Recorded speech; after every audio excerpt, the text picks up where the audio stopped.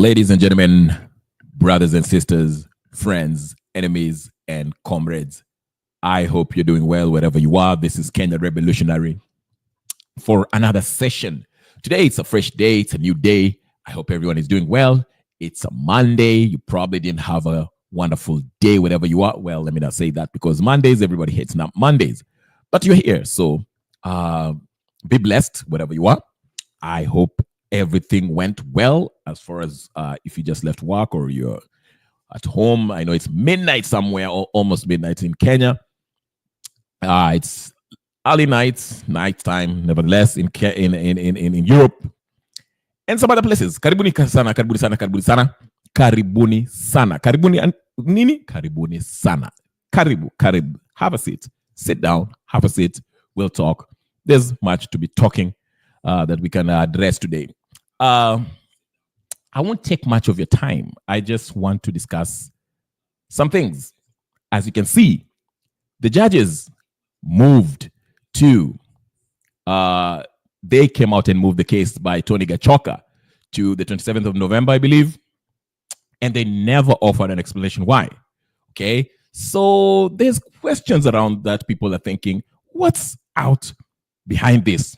We shall go to Tony Gachoka's tweets and actually read what he said, because he was a party in this case. Actually, he's one of the petitioners. Okay. So we'll read and see what he says. Also, the story of Raila Odinga. I know he's one person that we can't just stop talking about. I don't know why. He's such a divisive figure. This man is almost causing what? Civil war in different platforms and even Kenyan as a whole. Why is it so? Some people are sticking their necks for Raila Odinga. Some of us can see through his conmanship. We'll discuss that. What's going on? What's going on? Then there's this talk. There's this wonderful talk among the ODM folks. For those of what's left of it, I don't know who else is still buying this ODM party. I don't know who's still a member there, but if you are, God bless your heart. I hope everything is going well. I saw yesterday you had your thing with Gladys Wanga. I played you some clips yesterday and you saw how Wanga was wobbling around, okay? Karibu sana, Bruce Yagdev. I seen you. It's been a while. Is Ruto thinking of turning Kenya to become Congo? Maybe. There's signs to it, because so far we can see he has usurped power from all arms of government, whether it's legislative, whether it's judiciary, and of course the executive, where he heads. Okay, so there's a case to be made there. He's trying to turn Kenya into Congo. That's very plausible and possible. In fact, I might say he has turned Kenya into Congo. I hope we don't get to the violent aspect of Congo. Congo is suffering a lot of, it's the richest country basically on earth as far as the natural resources are. And there are different international interests there with the international mercenaries, whether it's Blackwater, the Russian, whatever. The Chinese are also there. So, what's his name? Rwanda is also involved in it. The government itself, the president is also having his own armed people who are, doing their thing. So the loser in this are the Congolese people who are being massacred. In fact, millions of people have died in Congo, and the world has turned a blind eye because the Western governments who control the biggest media outlets are not making it an issue. The funny thing is, speaking of Congo, not too Ninio, I see my brother Kipril is here. Kipril, I haven't seen him for a while. Wow. See what Again, Kipril is asking, how much was the so-called homecoming? Who sponsored that event? Was it necessary? Those are the questions we shall deal with. In fact, not only that, well, they keep on having this unleashing of, the whatever of Raila Odinga's near to the AU. They keep on they always have, almost every month they have the Neo for Raila to remind us that Raila is running for AU. It was held in a hotel somewhere in Addis Ababa. Who paid for all that? The funny part of it is that majority of the people who are at that Neo at that unveiling of his campaign or whatever, his manifesto, his plan, great plan for Africa. Well, there's the very same people who are in that Homa Bay thing. So they basically hopped on a private plane and flew down to Homa Bay, and they started, their festivities there. Who paid for this? This is a good question by Kipril. Thank you for asking. Who is paying for all this? Why are we not being told how much is allocated for this campaign of Raila Odinga to go to AU and his campaign all over? Because he's supposed to be campaigning, okay? So who paid for this whole thing? That's a good question. I'll bring people in a few minutes. Like I said, this man Raila Odinga is a divisive figure. He's making the nation. Well, let me just say, the so-called what's left of opposition, what used to be called opposition, it's cracking. Some people are seeing him for who he is, and they're saying, no, Baba, enough is enough. We are not riding along. Mimi nashuka hapa.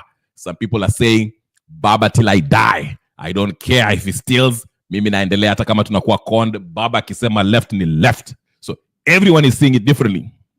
So yeah, but like I said, if you have eyes and you're a reasonable person, it's not hard to see that this man is a con man. I'm sorry if you're butthurt about that. I will not apologize. He is a con man, the biggest con man in the history of Kenya. I'm telling you, the biggest con man, political con man in the history of Kenya is Raila Odinga. Undoubtedly, hands down, no one has pulled this off. I mean, he pulled it with Moi, he pulled it with, well, he never really did. Well, kind of did with Kibaki. He did it with Uhuru. Now he's pulled it off with, and people are buying it. People are buying it. But we shall get to that. We shall get to Baba. Then. Speaking of which, I had a very special guest yesterday. Well esteemed gentleman, very full of wisdom, a youthful man who I respect, and is the reason why I will usually watch the other channels, that specific one. And he was here. Apparently, he caused a brouhaha. And my channel was named adversely on that other channel. Well, it wasn't named, but they were talking about me. The funny thing, I think it was an honor for them to even, I didn't know, the host there knew even I existed. To me, I'm here just yelling. Whoever watches, God bless them. Whoever doesn't watch it, God bless them too. So it was an honor for me to know just how there are people over there who actually know who I am. So yay, kudos. God bless you. The only thing I would say is this: I don't have any beef with anyone there. I'm not trying to what's the word that the host used over there? Deplatform you. I'm not trying to deplatform anyone. Okay, I actually enjoy that show. I have no beef with anyone there. You are doing what you're doing. It's enjoyable at times. I don't agree with the majority of the views there, but it's okay. I won't waste my time going there because I know I'm already blocked. But I still bless it. Go ahead, do what you do. Mkikosana huko, hiyo ni shauri yenu. I am not going to judge anyone. You already judged. The Bible says that. You're a minister. You should know that already, okay? But to say that I'm trying to deplatform you, this is not a gossip channel. Yes, we might talk about what goes on in your channel because of how you treat people when they disagree with you, but we don't gossip just to gossip.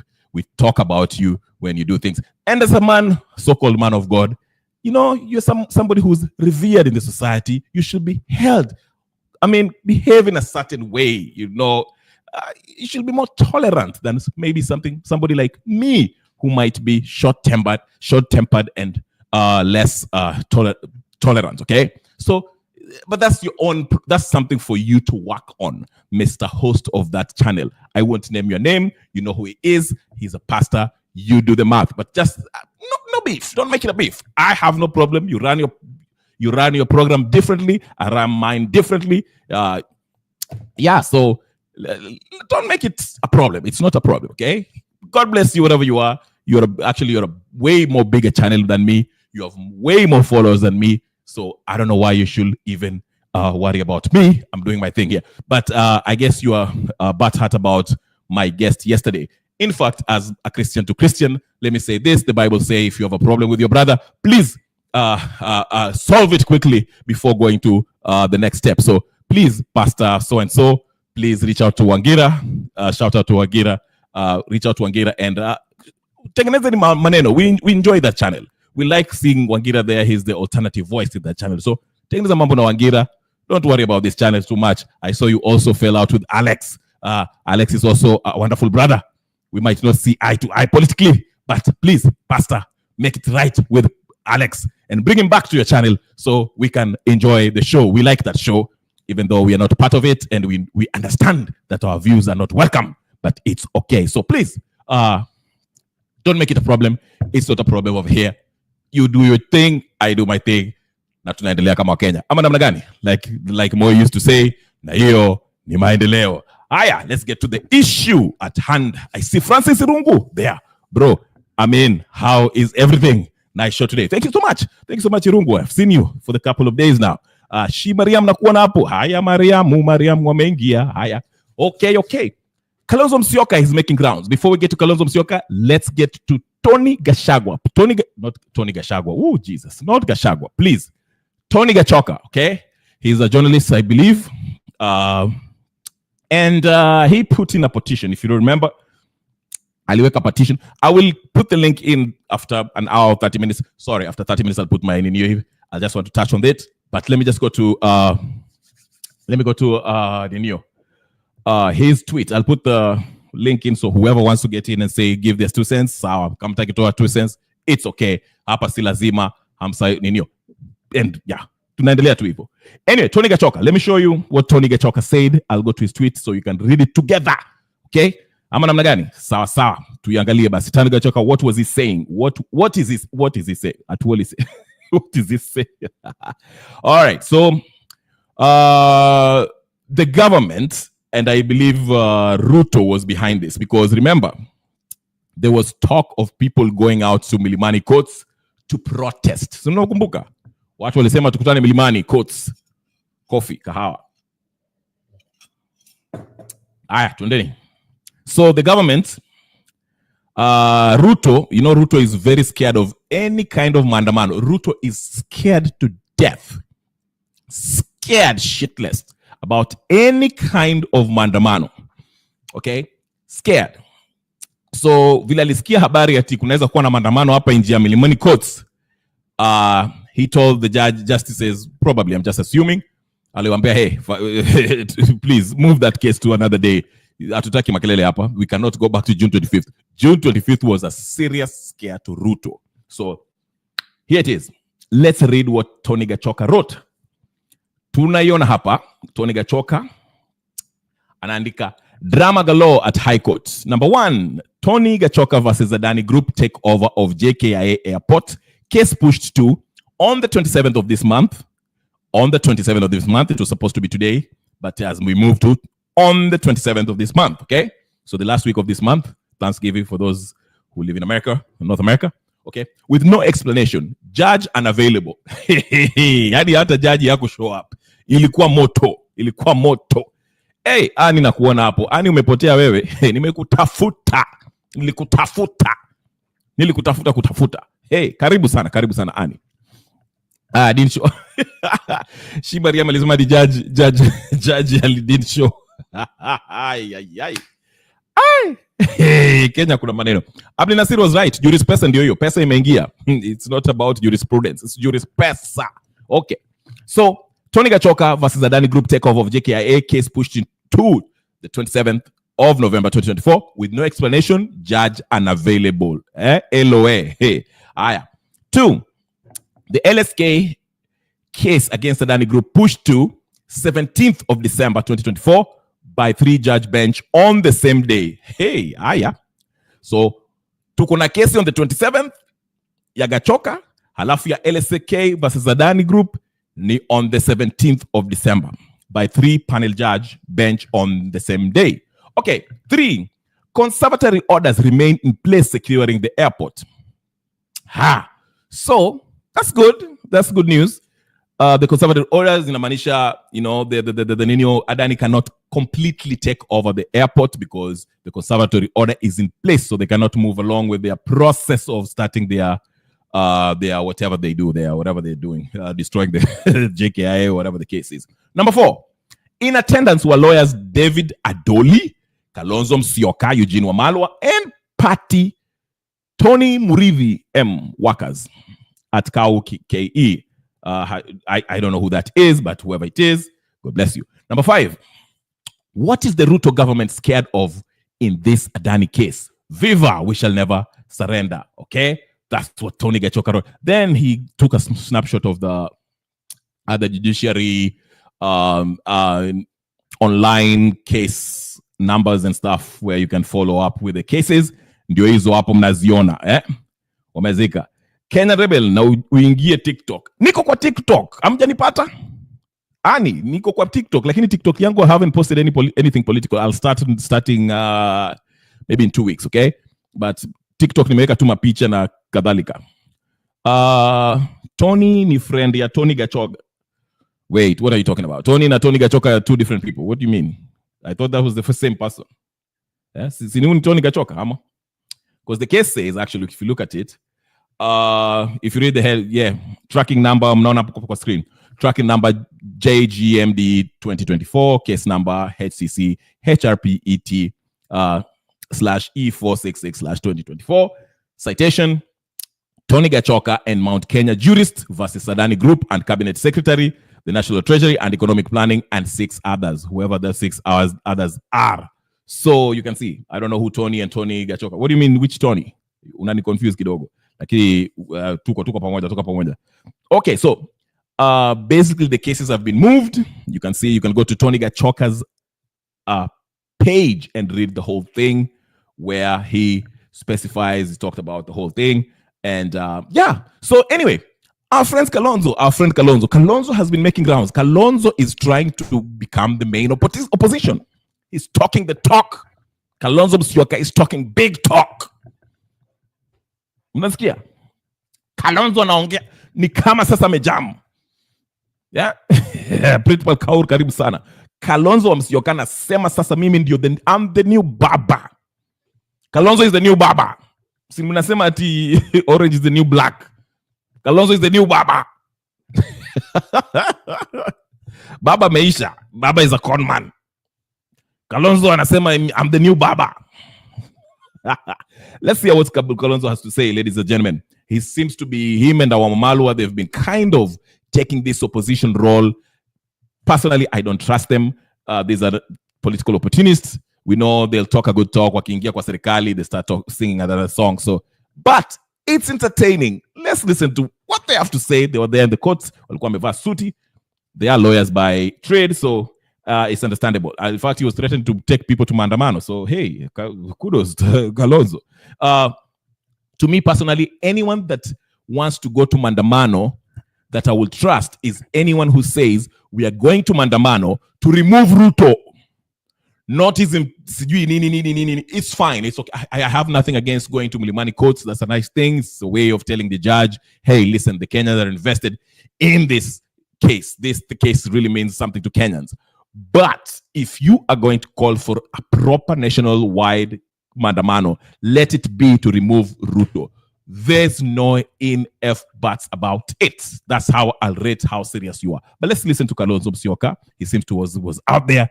Kasirika. He's saying, he's talking that talk. Let's listen. Let's listen to Kalonzo Musyoka. Musyoka pia is there. Introduce a section of the Withdrawn Finance Bill 2024. Mr. Musyoka argued that Kenyans are already burdened by excessive taxation and emphasized that the opposition will not stand by as the government imposes additional taxes to benefit a few. Owen Benkiri has more. After attending a church service in Nairobi's Umoja area, Wiper leader Kalonzo Musyoka led the opposition to Kimoroni Stadium in Murang'a County for a gospel concert. Here, Kalonzo continued his criticism of the Kenya Kwanza administration, denouncing the government's plans to reintroduce the Finance Bill 2024. We are the loyal opposition ya Kenya hii kwa sababu tuliona tukinyamaza Wakenya watanyanyaswa, Wakenya wataharibiwa hata maisha. Kalonzo argued that Kenyans are already struggling to make ends meet. He vowed to organize demonstrations to oppose President William Ruto's new taxation plans. Hewa ya mapinduzi inavuma. Vijana Gen Z wakaanzisha 2024. Na tunasema mkirudisha hiyo finance bill kwa njia zozote zile, Wakenya watatoka tena. Tuseme la. Leo mkiona Bwana Irungu Kang'ata mwambie twataka leo aandikie Zakayo barua. Ambie Bwana Zakayo, umepandisha ushuru, umetufinya, punda imechoka. He also hailed the Gen Z protest in June, stressing that their efforts would not be in vain. Mwambie tena Bwana Kang'ata, ambie huyo Zakayo, tumesikia anapeana peremende kwa watu wa upinzani.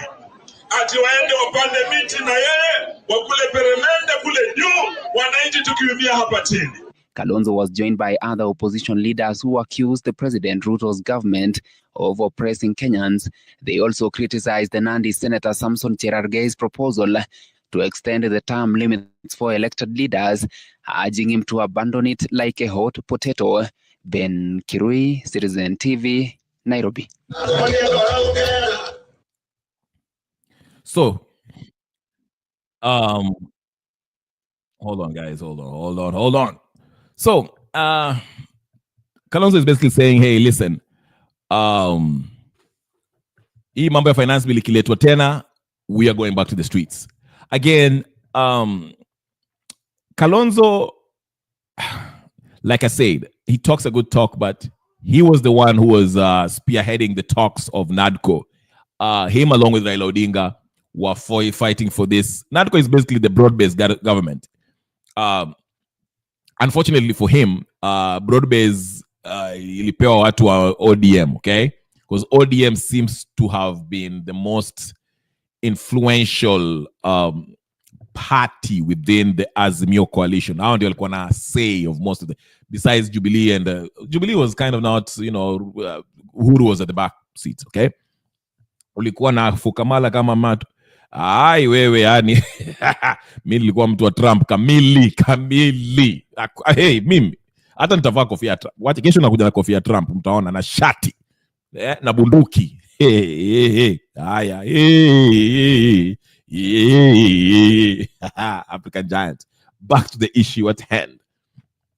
Like I was saying, so Kalonzo saying this mambo ya sijui hii mambo ya, he's distancing himself from the ODM faction of the Azimio. In fact, it was rumored that Kalonzo is about to officially leave Azimio. He hasn't done that yet. It was only rumored.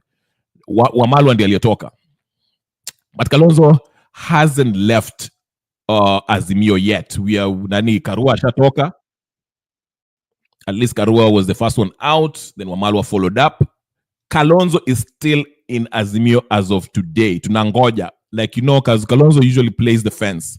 Anapima. Anapima. Alafu nini bread base. Ati bread base government.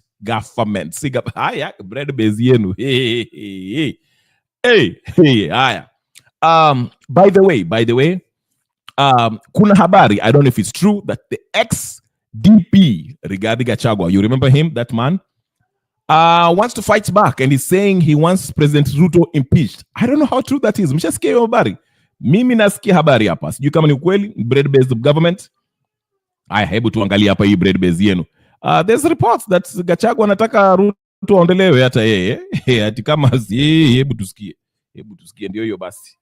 Rigathi Gachagua are likely to battle in court after the former DP made a U-turn in a case that was initially filed to remove the duo from office through a referendum.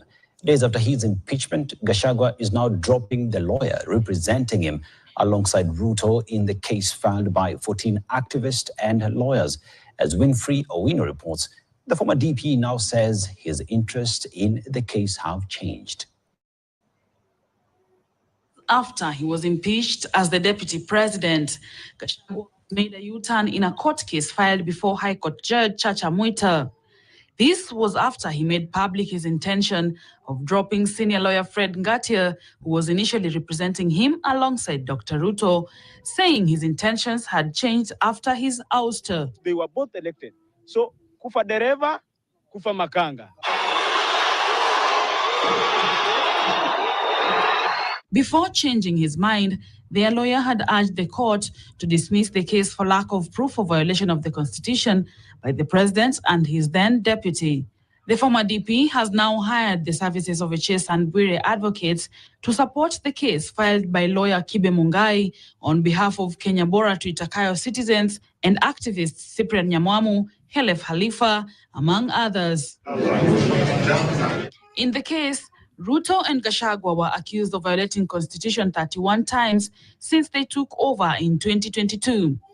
Among issues raised are capturing parliament, advocating for and implementing punitive taxes, appointing cabinet in breach of the 2/3 gender rule, setting up a single e-citizen pay bill, among other issues. The case will be mentioned on Tuesday. Winfrey Owino, KTN News. Ngoja kidogo, Thank you, Winfrey, for that report. ngoja kidogo. Please. What am I seeing? Yani, hebu niwaulize. Wacha niwaulize. Please. Munanipeleka mbio. Hii syllabus inakimbia sana. Hii syllabus inakimbia sana. So, hold on. Wait a minute. Hold on. So, there's a case that is going to be filed tomorrow on Tuesday. Inaenda kukuwa filed on Tuesday. Kesho. Wanataka kuanza kutoa ninio. Karibu sana Gypsy. Karibu sana. They want to start impeaching Ruto. Let me listen to the habari. Maybe I didn't listen to that habari vizuri. Mimi hii syllabus ya Kenya imiziwezani nayo. It's too much. I can't keep up.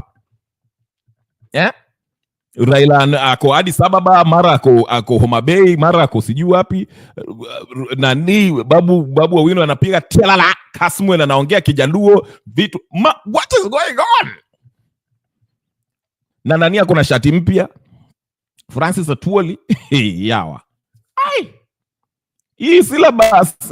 Nani anaandika hii syllabus jamani? It is too much. Ruto and his former deputy Rigathi Gachagua are likely to battle in court after the former DP made a U-turn in a case that was initially filed to remove the duo from office through a referendum.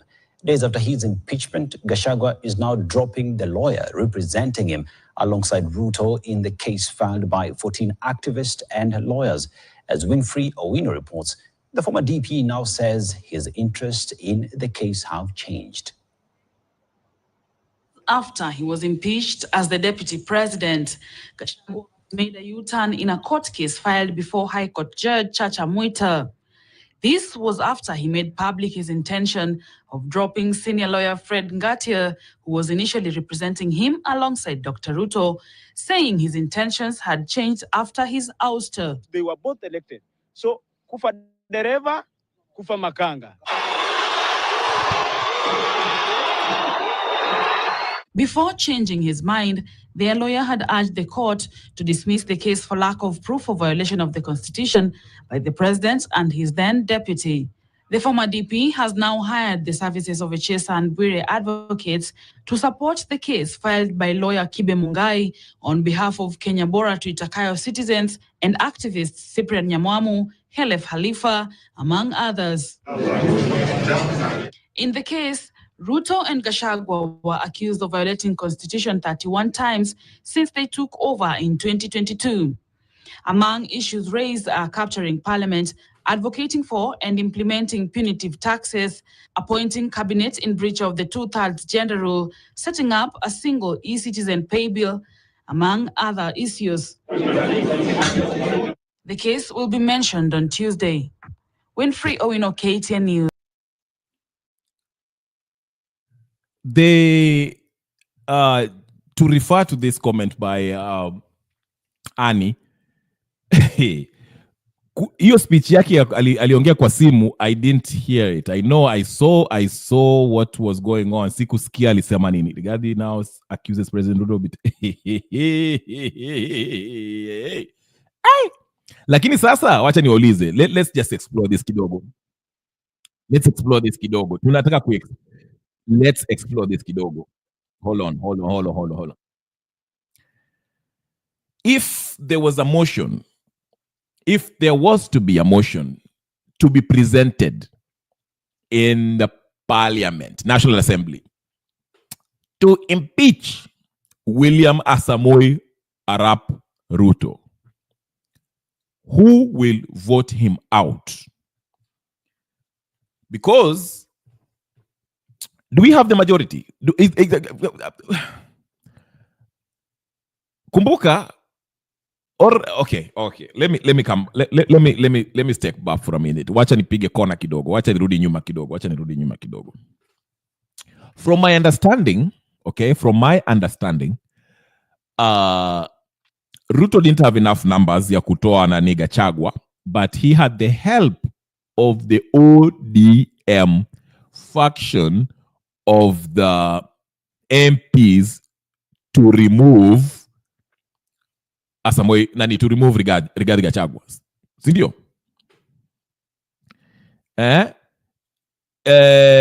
It's going to be like a referendum which will go to elections.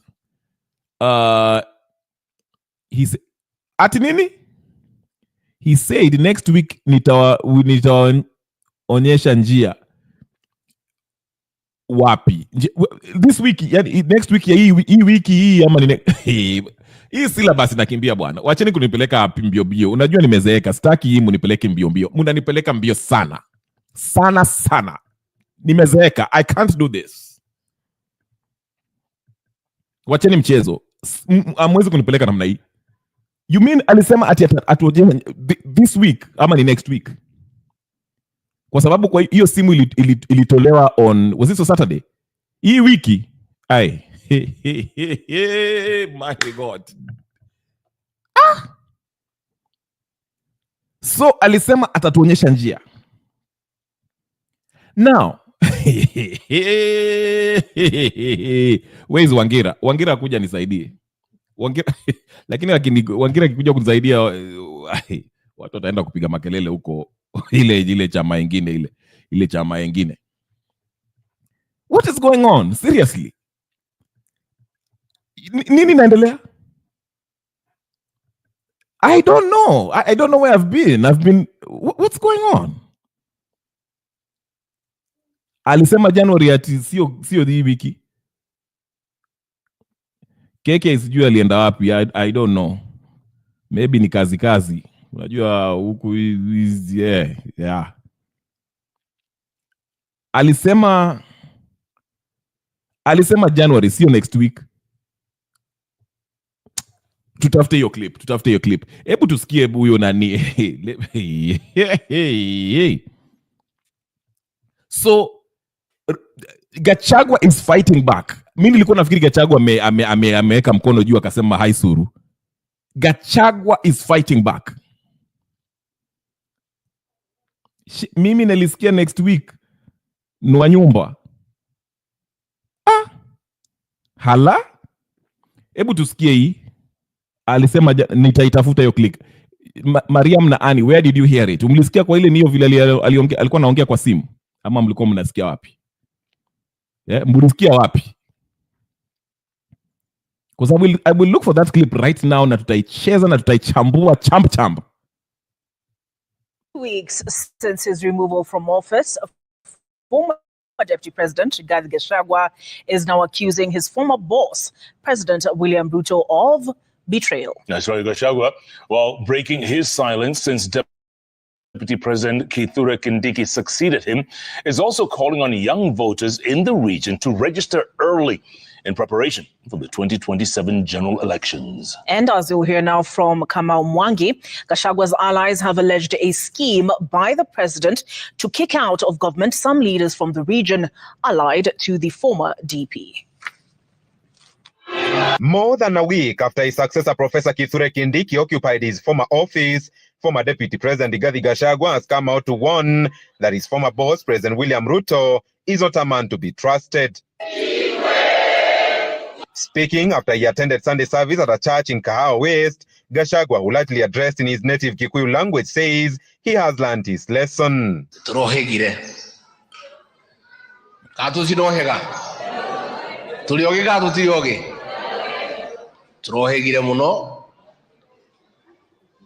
Na netuli ikaraga tukimenyagirira tugithura arata no tuli ikaranagia nao rege yurage kiaga utire mundu tugetetia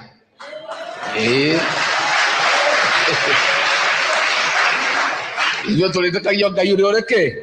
The former DP has also called out members of parliament from the region who voted in favor of his impeachment as betrayers. Turonire kiundu kiratumakia ati andu magiona mbeca no mendie nginya nyina wao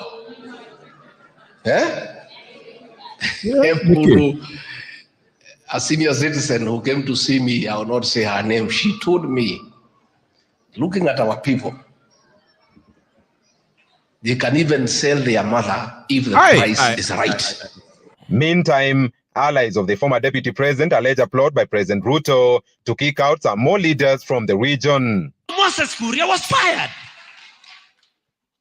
Mithika Rinturi was fired. As we speak, Dende Nyoro, the chair of Budget and Appropriations Committee in the National Assembly, Daishi Arero Nego Tunyogete ya chair.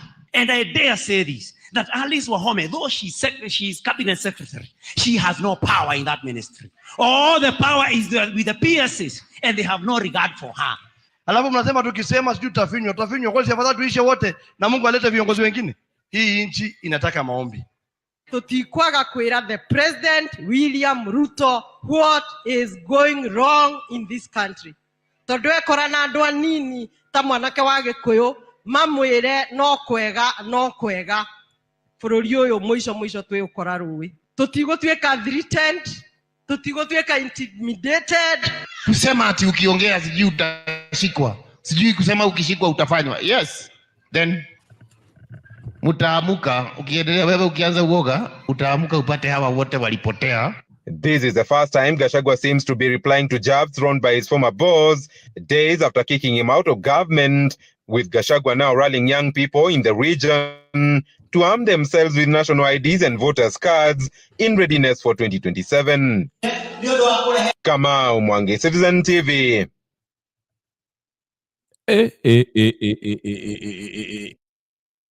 So I want to look for that clip which Gachagua was talking somewhere in a rally. I kind of saw it, but I didn't listen to it. So let me see. I know hebu tuangalie hapa inaitwa Gachagua on the phone. Twende tutaipata hapa. Let me see if I can find it. Okay, so there's a 9-minute clip here. Hold on. Let me just and please, if he starts speaking kwa ile ninio language ya ninio Kikuyu, tafadhali wale ambao wanazungumza Kikuyu mnisaidie. Okay? Haya, okaha. Mkae hapo mnisaidie hapo kidogo. Haya. This is a clip of it, I think. Tafadhalini. I see a lot of faces here. Naona John Dinda ako hapo area. Kwani leo naona watu wametokezea. Ani amerudi, naona nani Gypsy Kona ako hapa, naona KK pia alikuwa amejificha. Unajua KK saa nyingine ako haya, mimi namuonanga tu hapo tu. Sasa mtu amebaki, niliona keep hapa. Bakia captain tu. Alafu we'll have the whole family here. Hata nimefurahia kuwaona nyote, ni wasalimu nyote.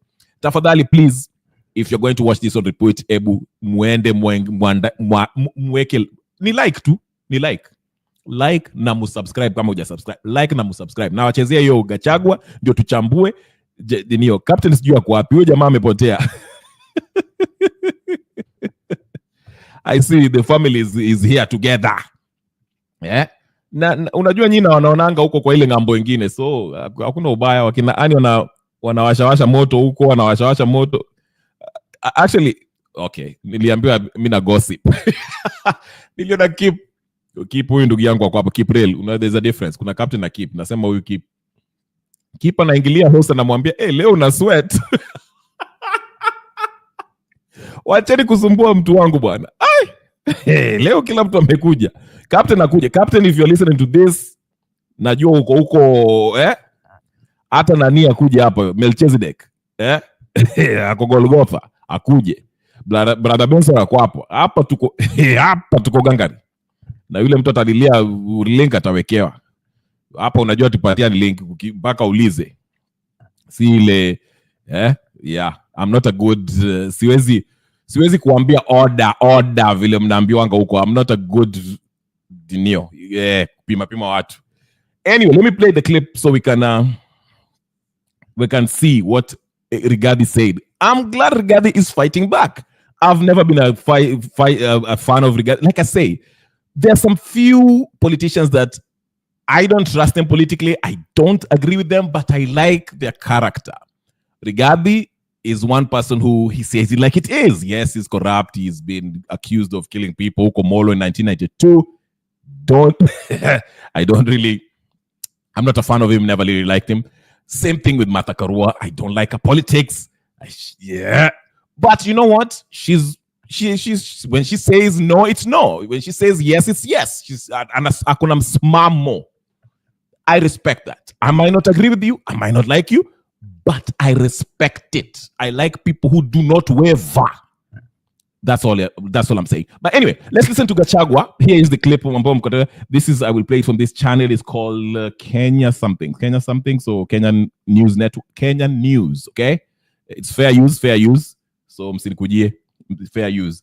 But yeah, let me play that clip. So tuendelee tukiendelea, vile mnaambiwanga huko, mkae mstari wa mbele. By the way, here we do not ask for money. Do not give me money. I don't want your money. The only thing I ask for you, listen. The only thing I ask for you is to subscribe. Now like, musilete pesa hapa. Na si ati kwa sababu mimi ni millionaire ama niko na pesa mingi. I don't have money. Sina pesa. Hata mimi niko msoto, lakini sitaki pesa. Mimi tu like na mushare. That's it. Na mumushare huko, na mambo inaendelea.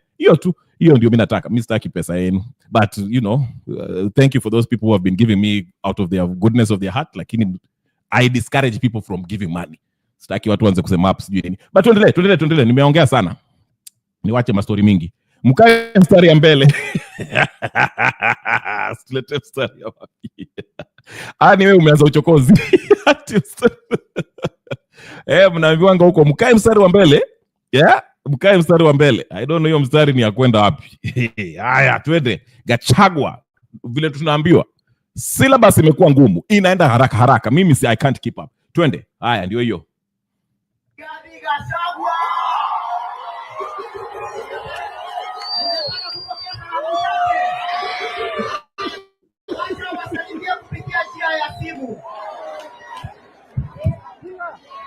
Deputy President, watu wanangoja kukusikiza.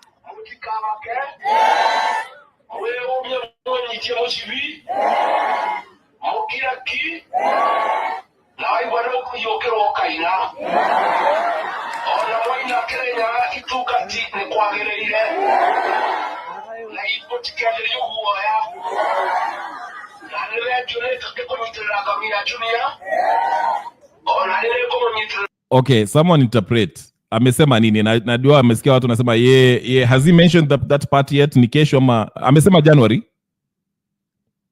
Okay, so January amesema what exactly is going to happen in January? Atatuonyesha vile kutoa Ruto ama what's the ninio? Ani na nani na Maria, hebu nisaidie hapo kidogo. Is saying in January it shall show us the way forward as it relates to removing Ruto, ama January tu nitaonyesha how things will go in general. That's what I'm trying to figure out.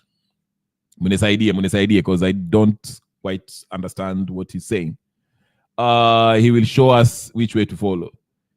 Yeah, lakini unajua, you know why I don't like that language at the way to follow? Kwa sababu there was a time, I know he's not the same person, he's the same politician, but Raila alikuwa anatuambia, ngojeni, you remember, I'll show you the way forward, the way forward, the way forward, the way forward. Sisi tukangoja tunafikiri tunaambiwa tunaenda State House. Tunaenda State House.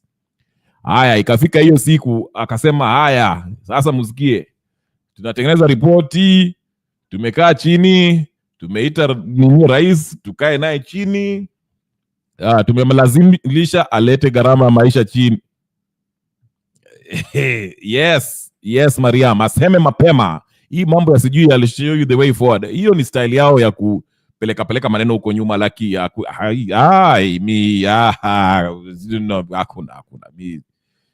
He says new year. Nani anatusaidia hapa anatuambia he says new year ways. New year, okay, new year, new ways, okay, but it seems he is pushing Genzote to move all the way. Now you see, I was saying this, lakini wacha nirudi nyuma kidogo. His syllabus is too much. Too much. Syllabus is maybe too much. Mi siwezani na nyinyi. Nimekuwa mzee, mnaona nywele yangu imeturn silver, siwezani na hii maneno. Nitawachia mapasta waendelee kwa hizi mambo ya mtandao.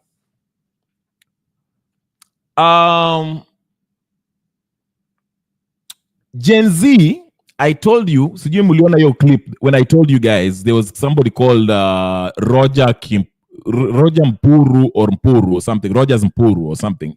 He's very he's very active on X. And there was one time he was on a roadside hizo campaign, whatever the case is, ile wanasimamanga juu ya magari waki address the wananchi, and he was with Rigathi Gachagua, and he said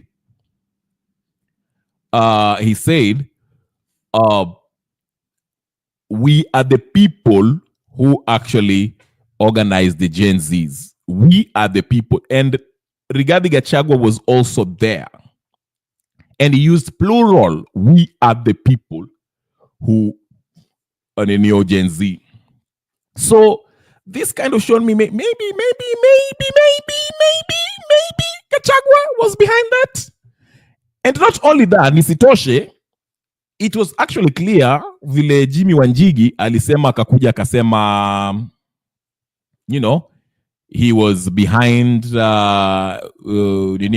the Gen Zs as far as monetarily. Okay?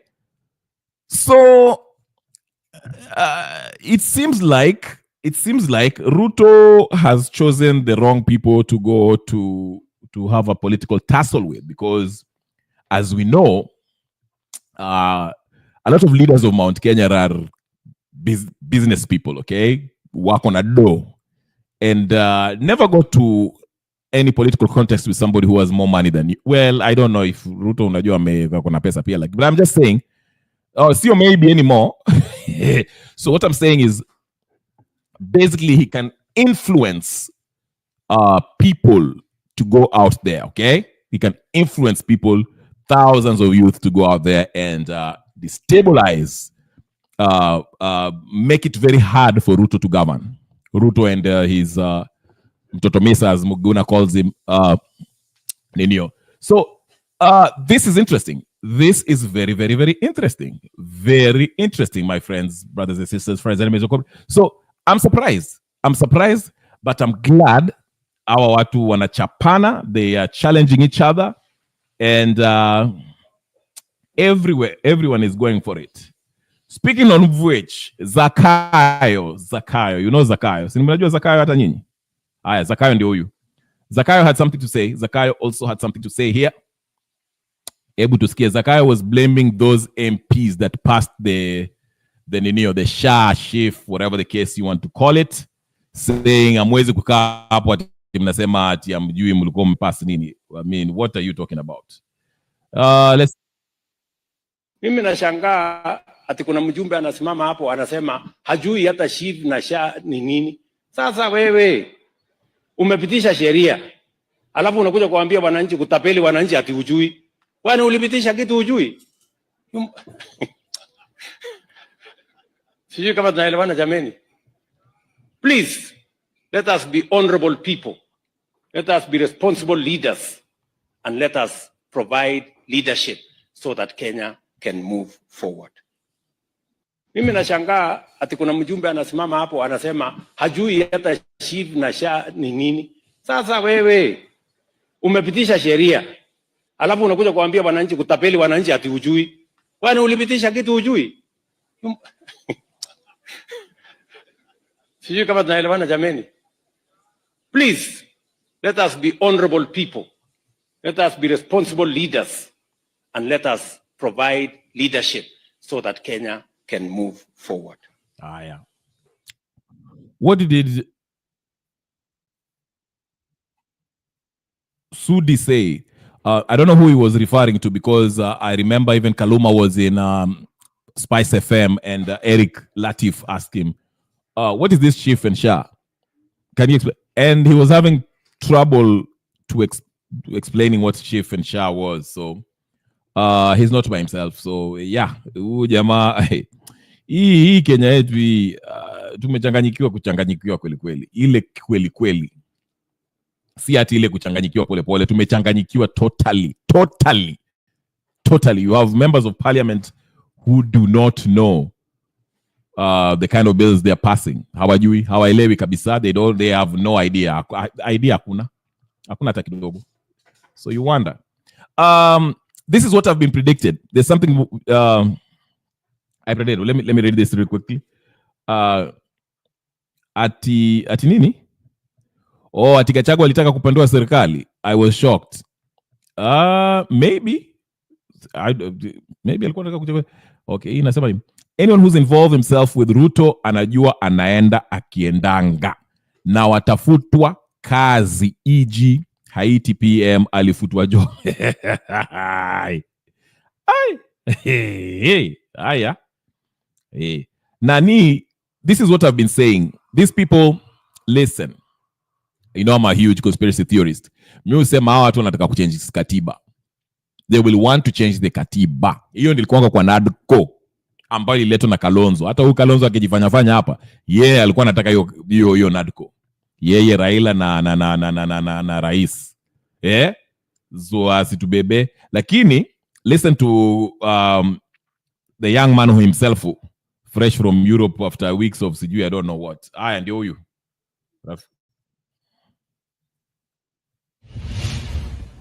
Nataka kuambia rais, sisi tutamsaidia, lakini ile vita yeye iko nayo ni kubwa.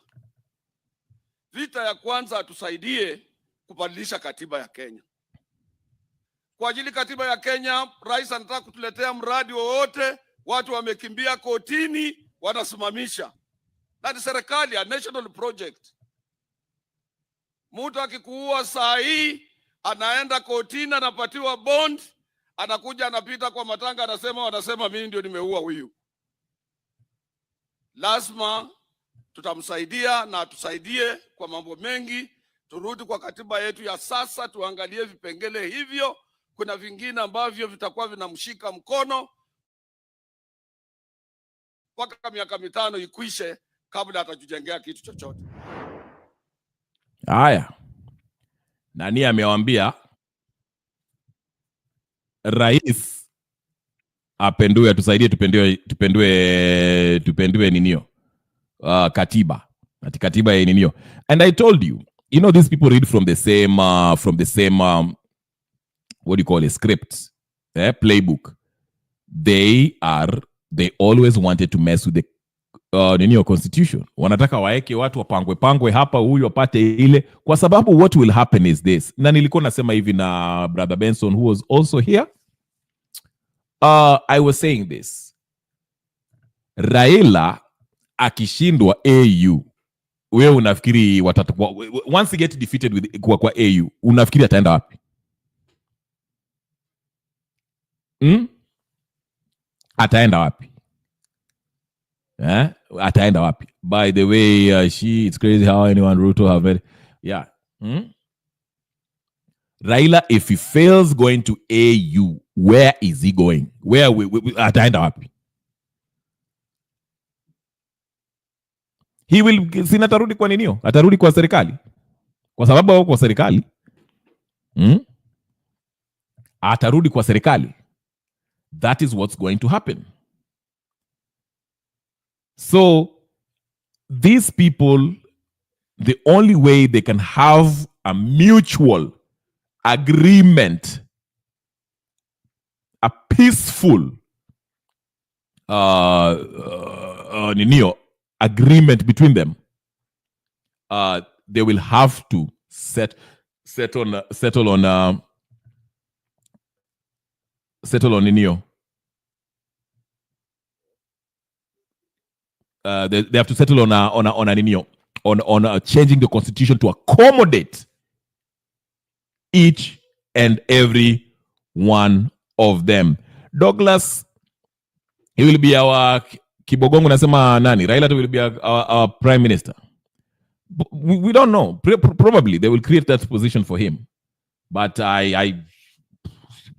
that's possible. Hiyo ni kama, hiyo ni kama tutaenda referendum, okay? We shall have a referendum. I was saying 2025 next year tutakuwa na referendum.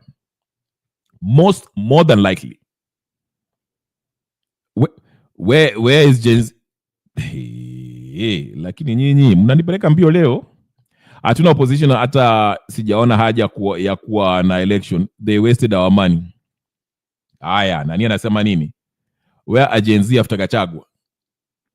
We don't know yet. I don't know. Tutaona.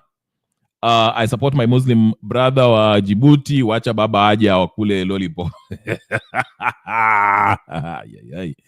They are about to pass things that they have not witnessed.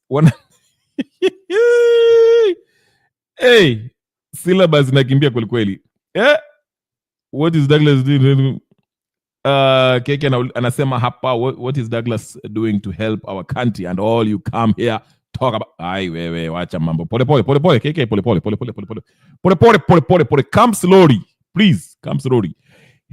February syllabus itakimbia 100 times of November and December combined. Hey, unasema syllabus. Syllabus is too much for me. Mi siwezi. Niliwaambia nitawacha mambo ya mtandao, niwawachie nani hao mapasta waendelee na hii mambo ya mtandao. I can't keep up. Oparanya alipewa kiti, amekataa kupigia Musyoka simu. What is going on over here?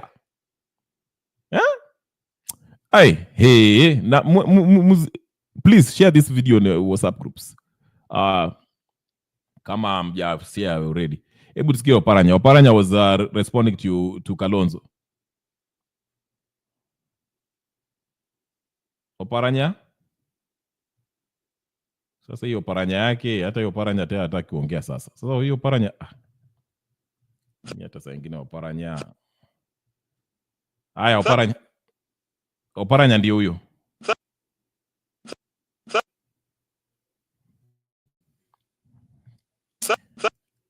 All right. Mtandao iko na shida, tafadhalini munihurumie.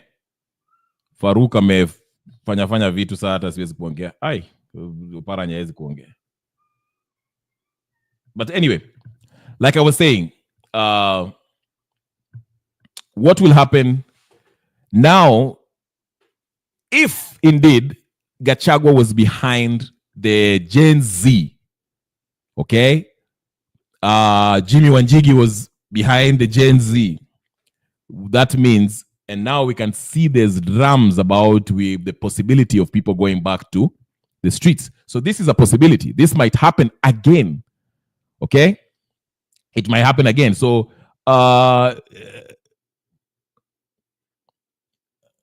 yeah, ile bata, yes, ndio nasema bata trade. Wacha niwaambie hii bata trade itafanyika around February hapa, Raila kisha charazwa, akishashindwa kwa nini kwa AU akishamshinda. Okay, that is what I suspect. Akishashindwa hapo kwa nini AU, ndio sasa atarudi, alafu watagawanya hii kitu vizuri. In fact, this is my suspicion, and you might agree or disagree. I think the whole point ya Raila kwenda AU, he's not going to make it. He knows he's not going to make it. He knows he's not going to win. This is to renew his profile, to elevate his profile, to give people this illusion that Raila is bigger than Kenyan politics. Okay, that way, akisha lose, once he loses in that AUC siasa election, he will be back.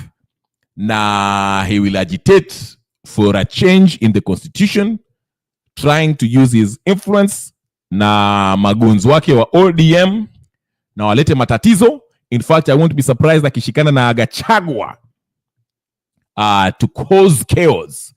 Not chaos, but to give Ruto a hard time by threatening to impeach him. Because to be honest with you, ODM were the ones who actually helped Ruto to impeach Gachagua.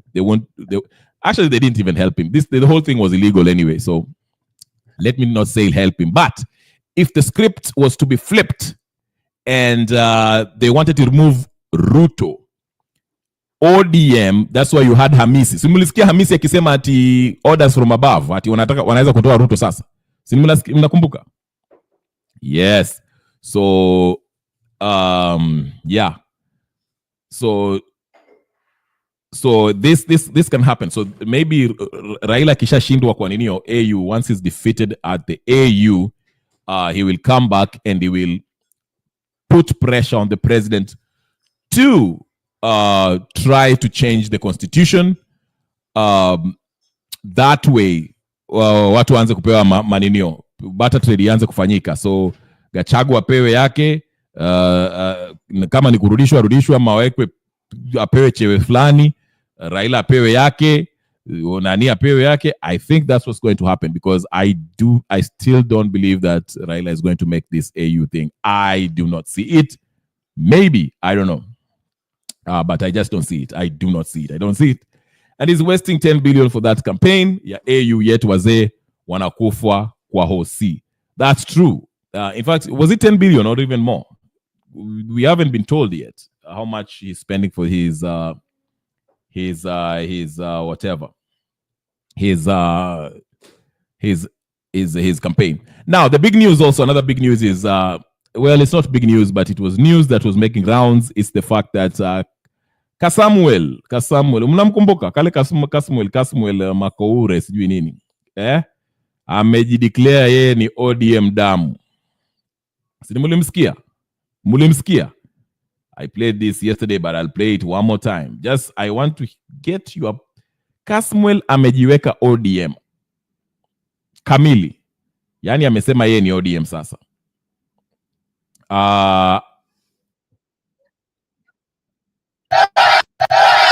Vijana, tunaomba kwamba vile tulipigana tukatengenezea waheshimiwa wetu wengine pahali. Vijana, tunaomba kwamba vile tulipigana tukatengenezea waheshimiwa wetu wengine pahali. Vijana. So, there are people that are suggesting that when John Dinda uliwacha ODM. Hey, mimi niliwacha kitambo. What I want to say about Nanini hivi. What I wanted to say about Kasmuel. I know some people are saying that Kasmuel might be was brought in on ODM so he can kind of neutralize Babu Owino, who seems to be a hothead, who is not towing the party's line. I don't think so. I think Kasmuel is brought in ODM to replace Jalas. Jalas will not be winning his second bid for Langata seat. And that's why you saw Kasmuel was invited in Baba's house and he had dinner there, whatever the case is, and he was holding the hands of that Gaucho, who is also the top goon of Raila Odinga. I think they brought him in so he can fill in that Langata seat, MP seat. That is why Kasmuel is there. Kasmuel is not there to fight Babu Owino. There's no way he would, that would be career suicide, okay? So I don't think he will, Babu Owino is pretty much well established in the political scene. So I don't see Kasmuel trying to, replace him as far as the Eastern Bakassi seat or whatever the case. This Kasmuel guy is brought specifically for that Langata seat. Because Jalas is a gone case. Once that Jalas alienda kakutana na Ruto kitambo, then Jalas was kind of didn't care much about Inyo. Yeah. I'm not a fan of Babu Owino either, but, this is Kenya. Kenya, you can shoot somebody on camera and run for president and become president. Okay? So, that does not stop these people. But anyway, that's what it is. Nitafungua ninio. Kasmuel seems coach from beginning. Oh yeah. He was coach from the beginning. Wewe ushaona mtu anaenda maandamano na suti? Mtu gani anaendanga maandamano na amevaa tuxedo? Acheni bwana, acheni hiyo maneno. Mtu mzima, jibaba jizima. There's nothing like that. But anyway, if there's anyone who wants to say anything, mimi nitawafungulia ninio, mutoe maoni yenu, nitawapatia dakika 30, na kama mutaki kuingia, mimi nitafunga duka, niende nikarale. Ama namna gani? Sasa wacha niwafungulie duka kidogo. So wale watu wanataka kusema kitu, by the way, I didn't even touch on Raila Odinga. Bado mnaongea Morara. Morara anazunguka huko anaomba pesa ya nini, pesa ya mafuta. Morara lakini Morara. Kini watu wengine jamani. Na bado mnafikiri ati hao ndio watakimbia washinde Ruto. Lakini saa nyingine, can you please be serious with your lives? Yeah. But like I said, so that's why I'm saying the next Mandamano, if it's the next Gen Z movement, if it was to be any organic movement, it has to be a bunch of people who we do not even know who they are for it to be successful. Hawa watu wa Kasmuel, hawa Morara, wakiletwa hapa Tarus, sijui nani, mkiwarudisha tena, I'm sorry, we are not going anywhere. Hatutaenda mahali, because these people will be influenced and be told what to do once they, once they achieve their goal, as far as wakishafika pale wanataka, then watawachilia hapo. But anyway, ladies and gentlemen, brothers and sisters, friends, enemies and comrades, as you see, ninio iko hapo, mimi niko karibu kifunga duka. Is there any other maneno ambao mnataka niongelee? Kwa sababu leo was quite not that eventful. The big story was the courts Jurispesa was in full effect. They postponed the court cases that were supposed to be heard today. That is, I would suspect, because they were scared of the maandamano at Milimani courts that was scheduled. You remember Gen Z walikuwa nasema they will be there. But keep real. Keep your late to the party, man. We've been holding concerts of Raila.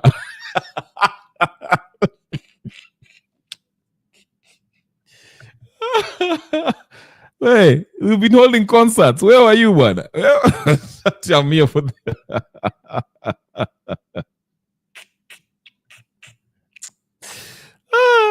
lakini nyinyi mnanichekesha jamani. Sasa hizi ndio mnaona ninio bwana? Mnaona nuru? Kuna nuru gizani.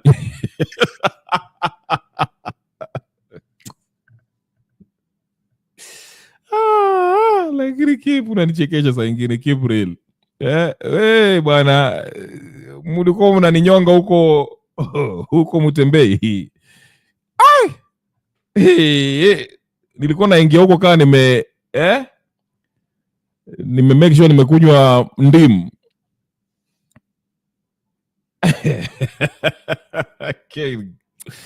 Keke ndio ameingia. Keke, mimi hata sijui niseme nini. Anza pale unataka kuanza. Karibu by the way. I haven't seen you for a while. Hata Kip ndio huyo ameingia. Anza unataka. Boss. Poa umepotea. Maisha mimi nilifikiri Faruku amekuchukua bana. No, unajua niko na follow nini? Politics za US. Unajua hizo vitu. I think some of us hatuelewi hizo vitu zinatu affect. If you think about it. Kuna as we speak, and I would like to share this with the audience. Some of us who know hajakuwa nini abroad, especially where we are. As we speak, right. Some of us, it's not like we care too much about the global agenda of the US politics. Like they want to control everything. They're trying to get back out of that. We're trying to be free. If we think about it, we're trying to be like not Mozambique, but Botswana. I would say that the 3 Sahel states, Niger, Mali, Burkina Faso, who as we speak, so you can in Niger, Mali imelipa deni yake yote. The total Mali was $300 million, which was very audited, and they paid what they owed. As we speak, Ruto anakopa each and everything everywhere, and the IMF is doing this on purpose. And they're doing this on purpose because they know how much wealth we have, so they want a piece of that pie. Think about it. Minerals, lithium, gold. And if we can control that resources, because kuna deni, until we pay the deni, because this is what we're there. This is the plan. We're going the same way of Mozambique. See Mozambique, the other one in Madagascar, where the kila kitu iko deni. So even the whole country ni kama iko under receivership. Tunaleta mzungu, yeye anaturania our affairs in our country. And this is where this will never work in Kenya. Kenya has too many smart people. Hata kama haturudi nyuma, no way. So I think the logic, wanataka kuingisha hii deal. Wanajua the guy is corrupt. Si useme IMF hajui nini, hata hii madeni wanapeana haifiki Kenya. Wanajua, they can trace it. They can trace it. But they know even where the guy is putting the money and all the people. Si jamaa nini alishikwa ni UK? What's the name? Wavinya or almost $500 billion. I don't know how much it is, but it was a lot of money. So they know, but at the end of the day, they don't care about us. They're trying to exploit us. Na mwenye yako the president, unajua ataka Uhuru alikuwa mbaya. At least you think about your people. Kiasi, your people in a way, even if he's corrupt. Hauzi nini airport? Hakuuza sijui how mountain? This is madness. Hakuwa anatumia nini? Hata kama hatujui kama alikuwa anatumia watu our kids za nini to test our vaccines when you are develop. Hakuwa. You know what he's doing? This guy is pushing now to bring vaccines for cows. Can you imagine? Wanataka kusterilize our cows. Haziwezi zikazaa, hawezi katoa maziwa. Then what does that do? You become poor because huna chakula, hakuna haja cow. So then they start importing. I've seen this. My family is from Ivory Coast, to be honest here. I was in Ivory Coast From last Ivory year. Coast? Yes. My other side of the big side. Hey. So I was there for half a year. Anywhere you go in supermarket, maziwa, si maziwa, ni maziwa imported from France, powdered. And this is what they grew up to. Nyanya, cabbage, imported. And Ivory Coast is more fertile in terms of the land, rain, maji, than most of our country, because a big part of our country is desert. Kwao on a big desert. They can grow stuff. Okay. Where we are heading, it's a very scary, scary place. And I'm afraid most of us at one is it. Yeah, I always say the Ruto's administration is Uhuru's administration on steroids. Wanaipeleka another notch. But yeah, so I'm glad, people are coming together and everyone is basically saying F Ruto and everyone associated with him. So yeah, Kip, when nilikuona huko unafanya host wa channel ana sweat, unamsumbua na mambo ya hapo karibu. Nikikuja na kelele, nikikuja polepole, it doesn't matter. We try to, the whole point, as much as possible to pray. Hata Mato jana aligongo bwana. Niliona Mato aligongo jana usiku bwana. It's funny because Mato ni watu ambao tulikuwa na tunagongana hizo siku zetu za ninio. It's so funny to see how tuko like we've been on one side. Ndio maana mimi nasema hata if that doesn't agree, don't take it personal. It's politics. No, it's not personal. No, it's not personal the way. Yeah, utapatana in another way. Yeah. But go ahead. No, it's just to explain here. It's just a period in time. I'll explain. We want to vent it. We want. Unajua saa zingine wacha tutoe yote. Do you understand? Toa yote. We'll get tired, and then it will be normal talking again. I still love Bernard. He's my friend. So it's okay. It's akuna. There's no animosity. So I don't think people think it's not what you think. It's just disagreement. No, I don't. Yeah, I know that. I don't mind him. It's just entertaining to see. Hata niliona walichafuana na Alex kabisa. Hata Alex. Alex anagonga simu kiasi bana. He's my friend, lakini zikimshika zinamshika bana. Ukiona Alex ameingia na suti, hiyo siku mtajua. Akipoint, akifanya hivi kwa kamera, akipoint hivi kidole yake moja. You're done. You're finished. We wachana nayo tu. Hiyo ni ngori sasa. You just keep quiet, mimi naitokanga tu. You just keep quiet. Go ahead. But it's okay. It's okay. There's no beef with me and Bernard. So don't worry. Hakuna kitu kwa hiyo. That's good. That's good. No, it's just that ni kitu moja tu hii, this one thing. We'll laugh about it in future. That's it. I wish I told Wangila the same. I don't know how he feels about Bernard, but I mean, the show is a nice show. I'll give you that. Me, I don't. In fact, I watch it depending on who's there, but I really do watch it. Nikiona Bernard kwa hapo, alafu nione mtu kaa Wangira, somebody who will kind of challenge him kidogo. It makes it interesting. Okay, that's what it makes it enjoyable. I wish I told Nani Wangira, patch it up with it. Maybe they need time off each other. You did say that. You did say that. You did say that yesterday. You told him. Yeah. So yeah, it's just heat of the moment. Because me, after Shona Achanga, now you leave it alone. Because at the end of the day, most of us are diaspora people, and this is the only place we can actually vent from afar. People don't understand. We want to be home, So this is the only way us from outside here we can come and see what is happening at home, especially the way K is saying, yeah? KK. We see the West and we're like, what sort of nonsense is happening at home? You know, we're like, yeah, there is corruption here. There is corruption here.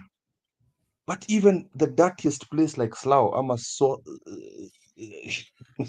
South Hall, any of these places here, Bradford, Chapumingi, and you know it's corrupt. At least there's an effort to try and curb that corruption.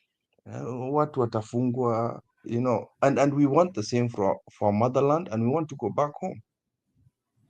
So when we see a person that we are trying to explain, you know, when I try to explain the Mr. Revolution, is the fact that he's a man that wields power. Hakuna kitu kama kiti. It's not about the seat. When a man can, the amount of masses he can come to, say something stupid, something that causes harm to the rest of society. You cannot tell me it's an individual citizen and then you come with the same old argument. Mulimukata. I was with him. We voted for him. So now that we disagree with him, I'm part of Tulimkata. Just saying, the amount of power. Kwanza, his power is more than Ruto's, if you didn't know. He's got more. Because he cons all of us and cons each and every government, because the worst argument is telling me anakujanga kutengeneza serikali. It means to me that he never wants to sit in that seat, never wants to be president. He doesn't want to be AUC chair. Because first of all, kama haki yako, kwanza the first one, hiyo kitu ya prime minister, angepigana na my party leader Martha Karua, angepigana mpaka mwisho. Haki ni yako, endea hiyo kitu, wachana na prime minister, go for the president. What? Don't come back later. Oh, I could not do much power because Kibaki alinifanyia nini. No, bro. Do your thing, man. Ngumu. Stick to your principles. If indeed that is it, you cannot just come and, you know, again, let me tell you, he's the one that has made a lot of mess with Kenya in terms of how we go for protest, how we go for civilian civil disobedience, because tunakuanga na timetable, and he's the one who started this timetable nonsense. We never had timetables for Mandaman until he says tuende Tuesday, tuende Thursday, tukumzike Wednesday. That is garbage. Tell me a Mandamano around the world that has stopped. The French one in Akanga for months. Bangladesh stayed for how long? For many weeks before they pulled through. Oh, because Raila has just brainwashed our society to think that Mandamano stops and has breaks. Mandamano has lunch breaks. Watu wanaendanga Mandamano, mnakaa mpaka usiku. And that is the brainwash. That is what I'm trying to say to people that follow Raila Amolo Odinga, is the fact that that kind of power should be used responsibly. You cannot come and tell me that the Gen Zs wanted NADCO. You cannot come tell me Adani is a good company, yet Adani is the same company that is switching off lights in Bangladesh. Adani has fucked up shit in Australia. Adani is fighting with its own Indian government. Wanapigana sai na government ya India. And then you tell me, no, it's not Adani the man. It's Adani the company. It's one and the same thing. It's a family business. What are you telling me? This is not an argument. And these are the things, before I can explain that, I'm cut. I'm like, no. You cannot tell me Raila came to talk about Adani the company. Oh, he was not arguing about Adani deal. He was arguing about Adani being a good company. It's one and the same thing, my friend. You cannot tell me you can separate the two. So why is he saying Adani is a good company? So that it can influence. Sorry. Let me play the devil's advocate. There's one argument that I wanted. He always pushes this, and I think it's a good question. Anasema hivi about Raila. Anasema, okay, Raila stopped the maandamano or whatever the case, the Gen Z movement. then anasema, what stopped the Gen Z? Kwa nini mna blame Raila for stopping the ninio if Raila already joined the government? Si mngendelea tu na mumtoe na yeye. You know what you see what I'm saying? Like Raila shouldn't have stopped the movement. That's because I think that's a fair question. Go ahead. It is a fair question, but I'm trying to tell you that even within the Gen Z movement, there is a large portion of that Gen Z movement that follow that old man. Hata kama tulikuwa streets pamoja mkisema leaderless, kuna hao vitoto, kuna hao watoto wenye wanafuata Raila. Sasa mimi nikienda maandamano na ndugu yangu aendi maandamano, I get disheartened. And I'm not going to mention any tribes here. I know there are people even from my tribe that follow him. It was done in Eldoret. Alafu usikie kwamba yeah, okay, so the Luo people. Hapa we pierce it here. Yeah, no, I don't like it. Not just I don't like it myself. It's just you hear your brother from there is not going. So utasikia mbaya because we have to go together, and that is the thing. I feel like it was united, but then when half of you leave or a small portion of you don't go, it disheartens. You shouldn't tenda maandamano jana na nilikuwa na wewe juzi. So that's what I'm trying to say. It is not, he should shut the fuck up. That's all I'm just saying. Anyamaze na ikae hivyo. It is fine. You know what we usually, that's what I'm saying. He's afraid of leadership because hii kitu ingepenya tungeendea nani? No. Baba, si tumekutengenezea sasa kiti au tumetoa hii nyang'ao. He knew hii kitu ingepenya tungeenda State House. Angesema no. Ilienda na Supreme Court, you have to do it the right way. Oh, come on, man. We already know you're scared. Wewe tu unapenda kumumunya pesa yenye nakujanga ukipatiwa na hao watu mabilioni unyamaze. He's been mumunying for all those years hata mjui. I've come to accept that. Ile 2000, and the only time that there was a very good parliament is the first parliament when constitution ilipitwa because Raila was not involved. 2013 ile siku anajiita people's president. How beautiful was that government? Yani, I'm not talking about the government, I'm talking about the legislative. Walipigana, ilikuwa mzuri, walidebate, wale wengine walikuwa naiba, but that is fine, wacha waibe, lakini my MPs were debating some sense. Kukuja 2017, oh my God, some garbage, because Raila was in. The parliament ile Mwai Kibaki, also a lot of garbage. Hata afadhali ile za Moi. I'm telling you, when this guy touches it, it just anaangusha kila kitu. Unajua just because vitu zimetulia. Can I interrupt you for a little bit, please? Sorry? Just 1 second, please. Huh? Can I interrupt you 1 second? Okay. Can I interject, Paul? I know it's kind of. Unajua, I think, and my opinion is, unajua, one of the things tuna struggle nayo as a Kenyan community is this identity politics. Ati tunajua ni nini wanafanya. Saa hii historia ni kuvaccine watu by force. Sijui wanyama, sijui shule, sijui wana change the whole system in healthcare, the system of education system. Na sisi we're talking about Raila, Karua, Gachagua. We are getting nini hatuoni. Identity politics is the worst thing you can do because it always takes you back. That's why in the US, like in the US, the racism won because watu wazungu wanachagua good people, they are lower ballots. Alafu ikifika kwa president, they want a racist who want to keep the white people in power and in charge and on top. The same thing we're doing. We're coming here to discuss Raila, Gachagua, Martha Karua. Sisi wenyewe, kwani wazazi wetu watukuzaa? Can't you be a leader? Do you have to worship somebody else? Why do we have to worship people? We want things to work. Na sisemi wewe keep personally. But we want things to work. We don't care hata kama ni mtu hatujui ana nini. It's the passport. Everything runs. Njia zina run. Corruption haiko. Roads. We want things to work normal. Hatutaki jina. Cause hiyo jina inatusaidia nini?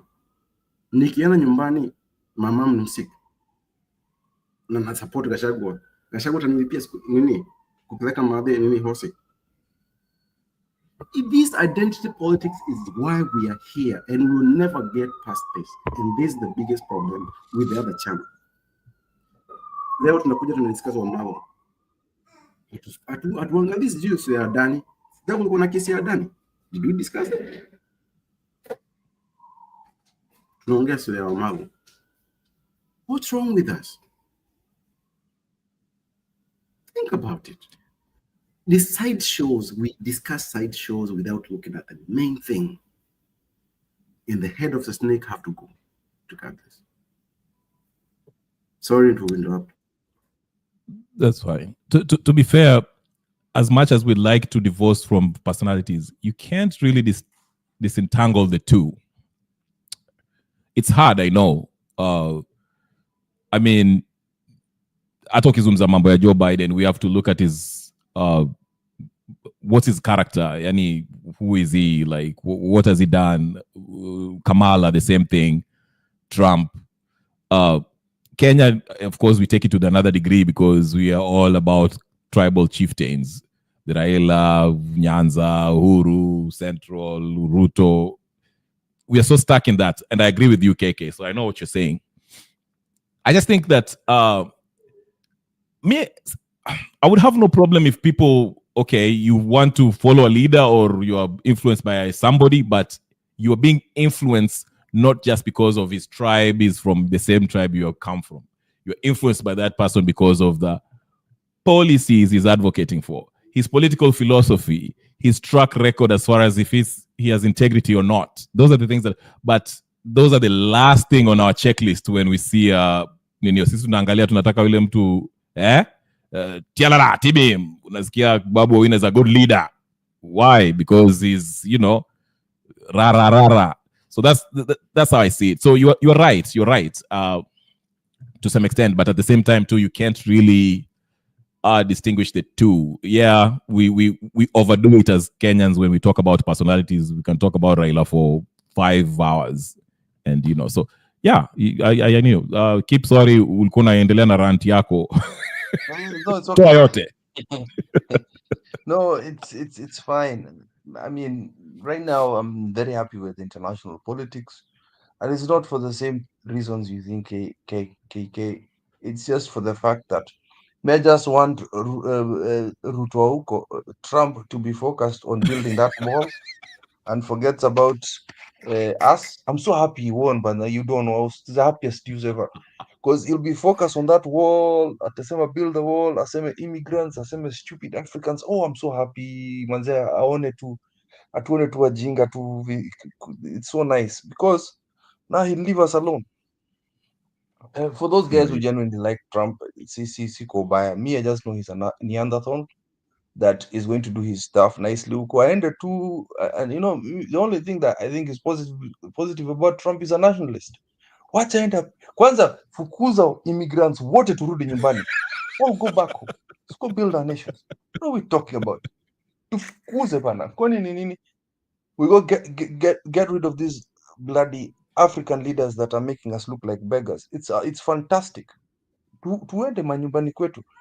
So it is time even as we had that kind of pride.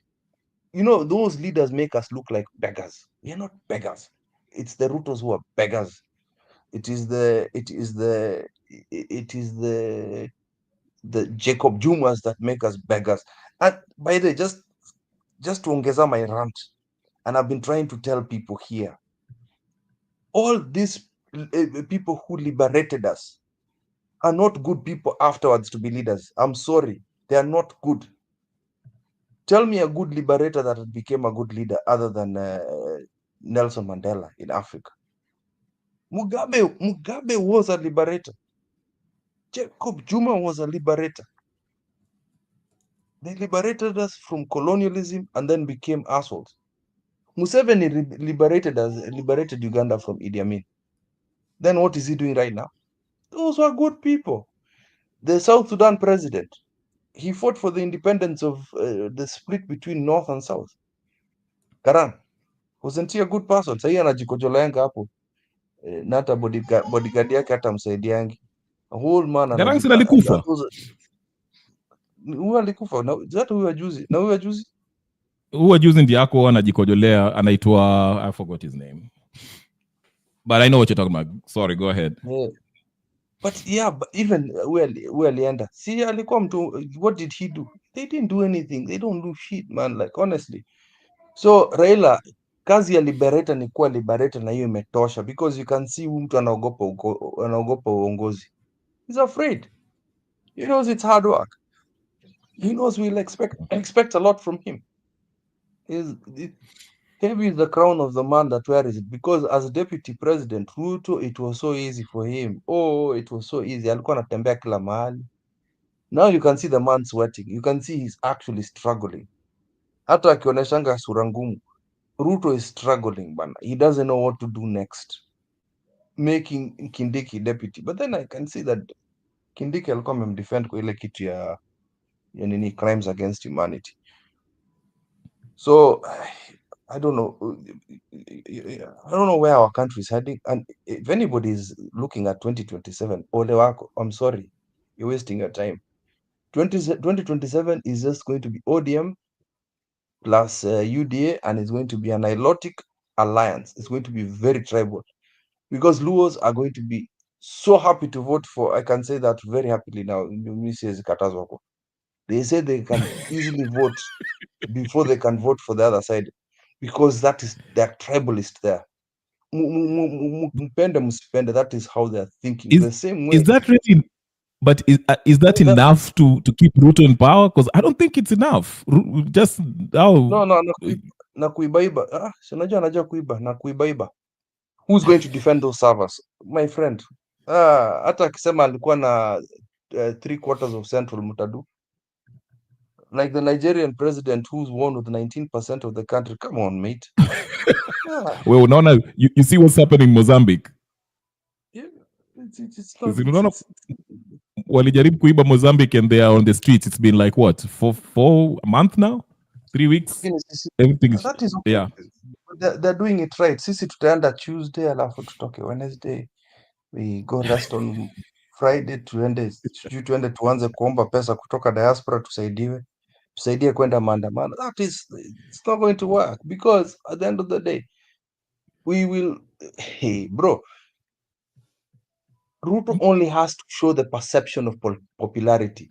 Akienda Nyanza aanze kuimba oh Ruto Ruto Ruto Ruto, aende Rift Valley oh Ruto Ruto Ruto Ruto, alafu tuende to Western, because no, look my brother pastor hata atakuwa akifanya oh yeah ODM and that is it, finished.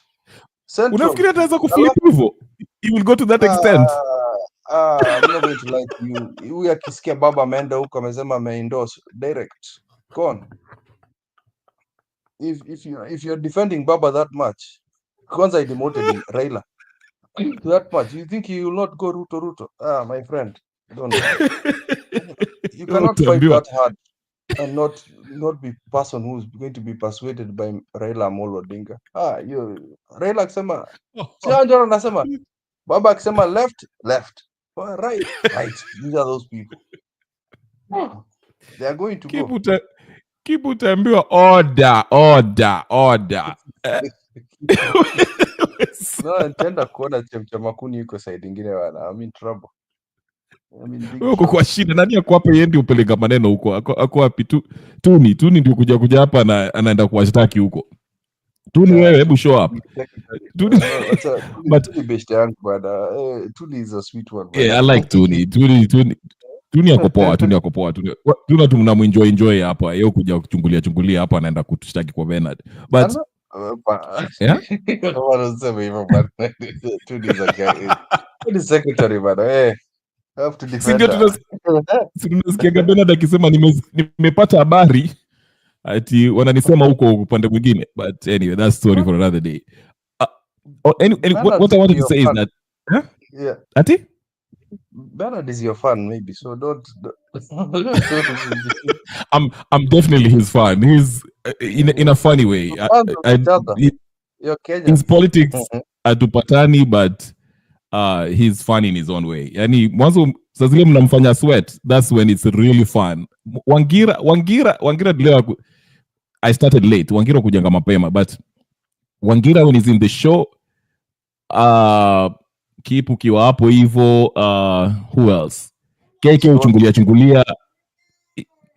There's a couple of people who I like listening to their thoughts wanapofanya Bernard sweat kidogo, which makes it fun. But wengine, anyway. Anyway, I wanted to just say that me 2027, there's no way. I mean, atajaribu campaign yake ajaribu. I don't even think tutafika 2027 seriously. Mimi nikiona hivi, because Raila will probably flip. Mi akishashindwa hii AUC, mi sioni akishinda. I don't think he will make it to the AUC, and their only hope is to come up with this constitutional change. Uyo jamaa boy, I just don't see it. I don't. Whether nata tukifika hiyo 2027, they have to create something. He's very unpopular, so I doubt it. But anyway, we'll just see. As far as Trump is concerned, I don't mind him, to be honest with you. I think 90% of vitu zinasema about Trump, it's not true. Ni propaganda. Watu wanasema ati is racist. Trump siku zile alikuwa anapiga picha na Tupac, anapiga picha na Diddy, Snoop, all that, alikuwa kasi racist. Soon as he's running for president, now he's racist. Rebel. Yes. So, I have a picture with white people. Yeah. Do you listen to what he just said? Just because Trump alone. Why do you hate Trump? Ebu keep nimsikie. What is it? Ati you have a picture with mzungu alafu? No, nasema. Just because I go to a club, I hang out with people, does it mean I care about those people? I have a party, I hang out with people. No. Okay. Let me think. Let me explain this to you. Right. You know where I live, I have a rebuttal, but go ahead. You know where I live. When Trump had an apartment, he refused to rent to black people, not Africans, African Americans. That was his father. That was his father. That was not him. That was his father. That was his father, but go ahead. So, when there was Central Park, there was a crime, and there was, the justice system in the US, how it's corrupt, right? We can agree on that. There was to some extent, yes. 5 people who were supposed to be charged, right? Yeah. For the crime that they didn't do. He said they did deserve death penalty. He took a 1-page New York Times page to say that. While he said what? Sorry. He wanted them to get killed, hung. Wazungu ama Africa? Africa. The suspect was black, but they were framed. Okay. And the court later said they were framed. Right. His court case, his cases has been plagued. Not even when you get politics. Before, corruption, racism.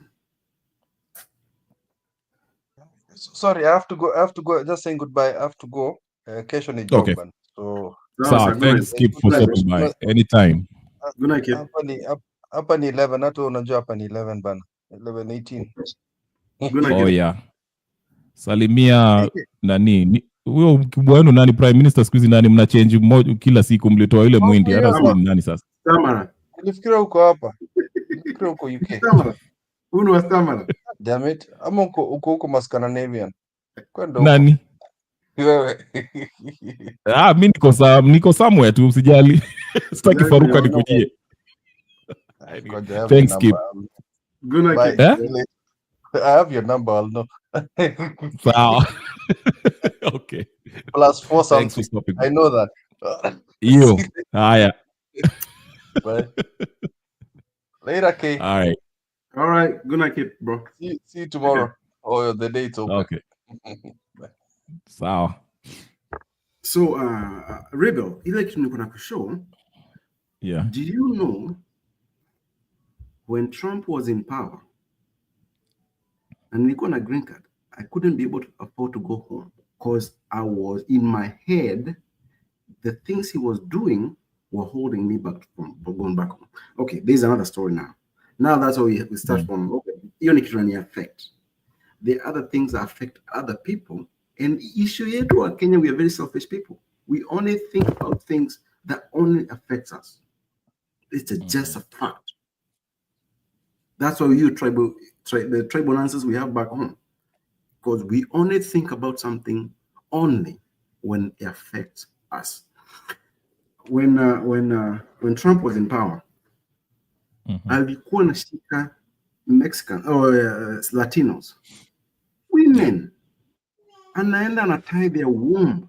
There is a criminal thing. Anaenda anafunga wanawake womb, they can't give birth, and it's documented. Human rights issue. The same thing with genocide in Israel. And you know what? Now Gaza, all these things, watatoka wote, hiyo itakuwa Israel soon.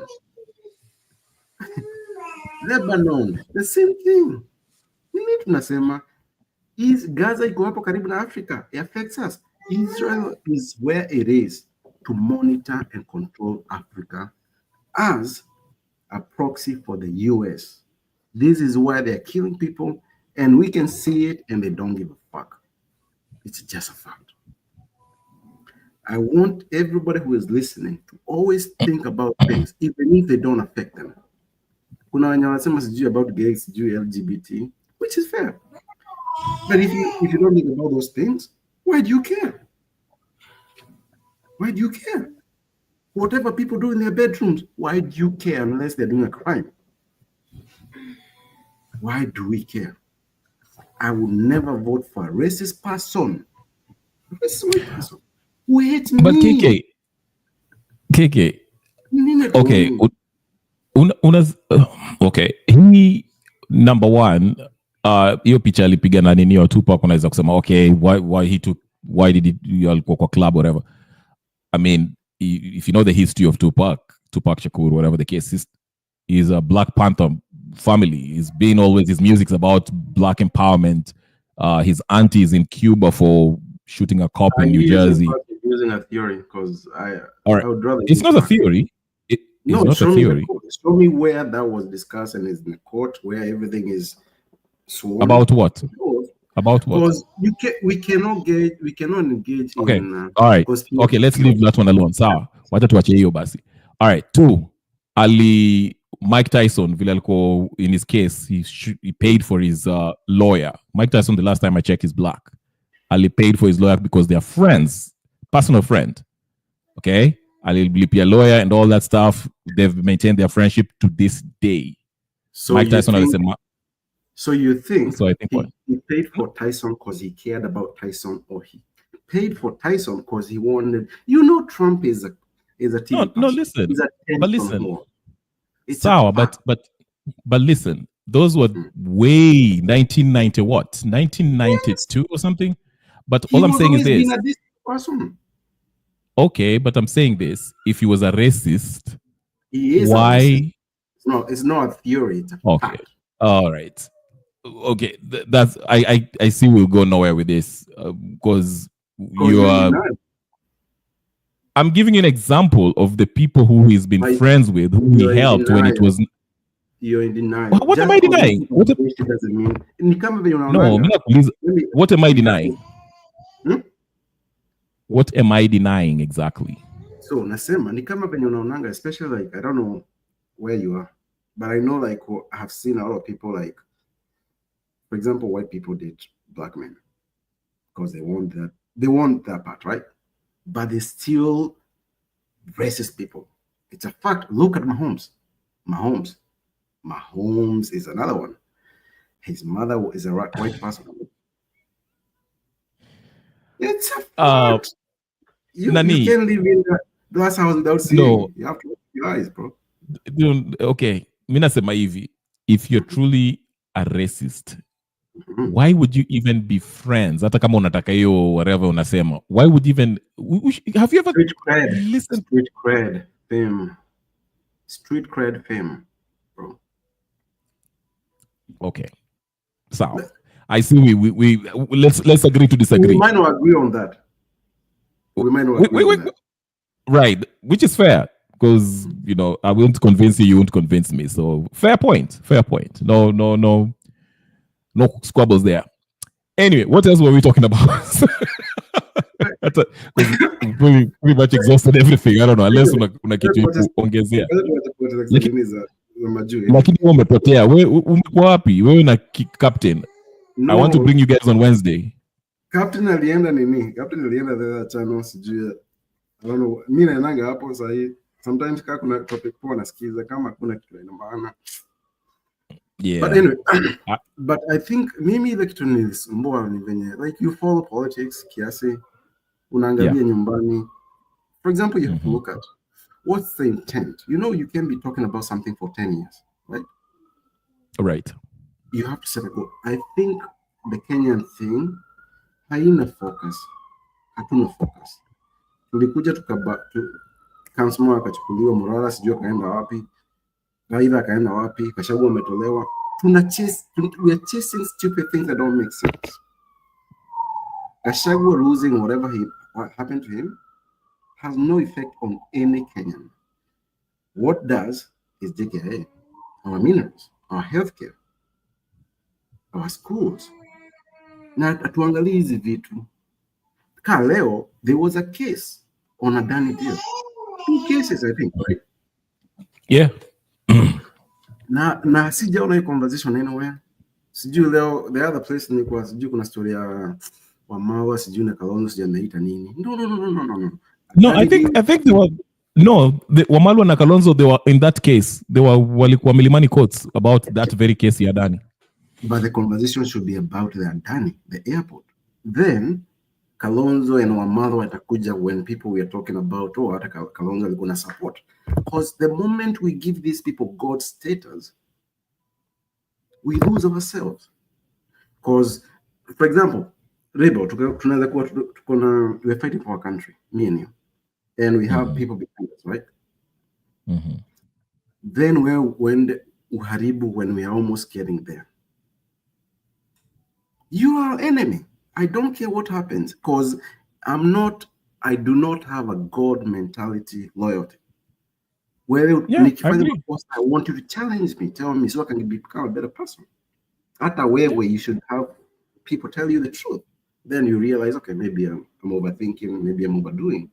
But when we can criticize a person who gutted the whole movement down when we are almost at the 95th percentage point to get our country back, and you have to defend that person every day. I have to come in and listen to that every day. Now, when you're doing that, bro, and when you're doing that, our kids wanapatiwa fake vaccines to kill our people, our cows, our seeds.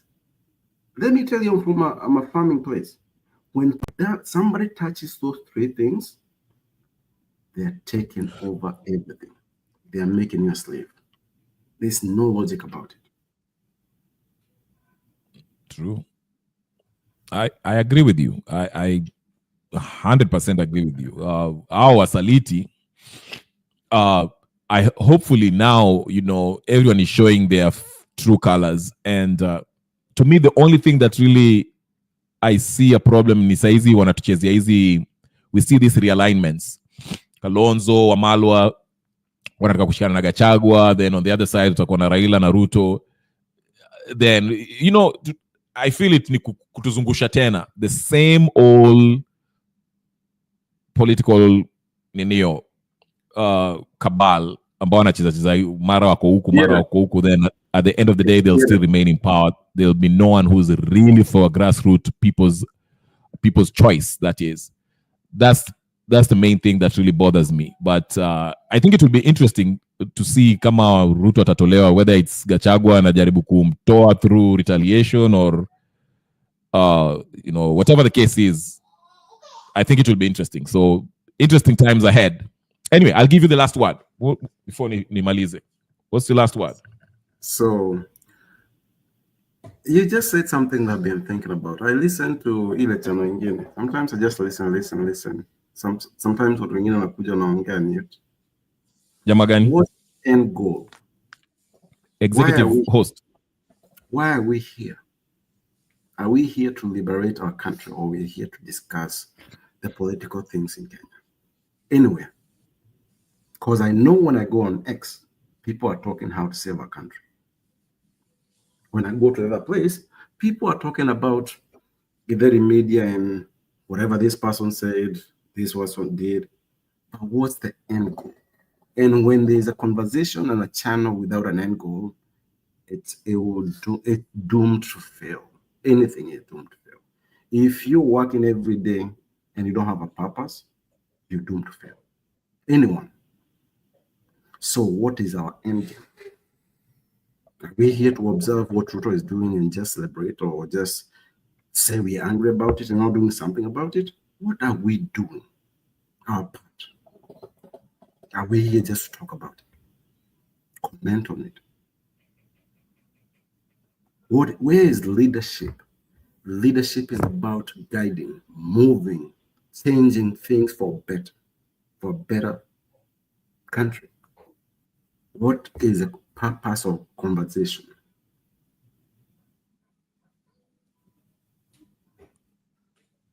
Thank you.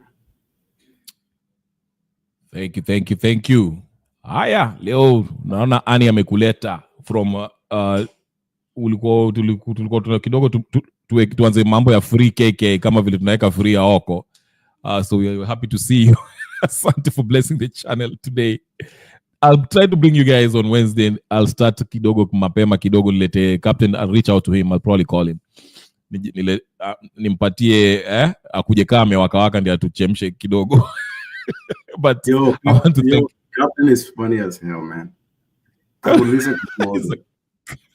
Captain is a character.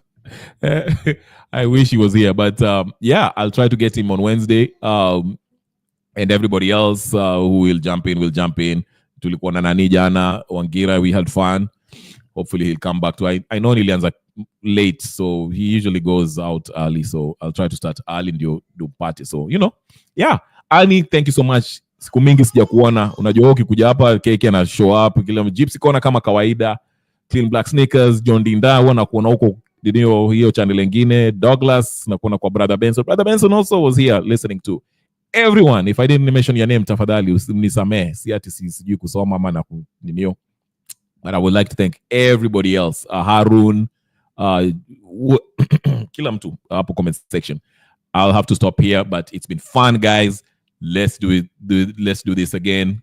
We'll see what happens. Unajua Kenya ni drama. Syllabus is moving so quick. Means I can't keep up. Hata I was surprised kumbe Gachagua is looking for a get back. Mimi nilikuwa nafikiri Gachagua amegive up, amewacha mambo mingi. So this is all coming new. I'll do my research. Come back tomorrow. Na vile KK ametuambia tukuwe na lengo. Mimi lengo yangu is Ruto must go. Let's get someone who's serious about changing Kenya.